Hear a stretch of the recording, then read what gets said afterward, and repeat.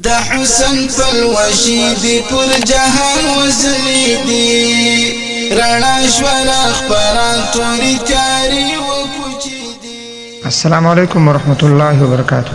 یو ملګری دا پوښتنه کړې ده که یو کس د سحر سنت په کور کې وکړي د دې نه وروسته بیا د لاړ شي مسجد ته نو یا تحیة الوضو تحیة المسجد یا نور نوافل کولی شي که نه.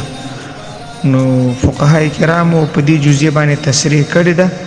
حاصل د جواب دا دی چې د سحر وخت چې کله داخل شو که اذان شوي او که نه شوي خو چې د سحر وخت داخل شي صبح صادق راوخیږي فقط هم دغه 2 رکعاته سنت او بیا وروسته 2 رکعاته فرض د دې نه غیر نوافل نه کیږي. که تحیة الوضو وي که تحیة المسجد وي که صلات حاجت وي نوافل بند دي د نور د راختو پورې چې کله نور راوخته د هغې نه وروسته بیا نفل کولی شي لکه نفلونه. البته که په دې مابین کې قضا راګرځي هغه به ګنجایش د هغې شته دی. خو پوښتنه د قضا لمونځونو چونکې نه ده شوې پوښتنه د دې شوې ده چې تحیة الوضو او تحیة المسجد یعنې د نوافل پکې نشي کولی. السلام علیکم ورحمت الله.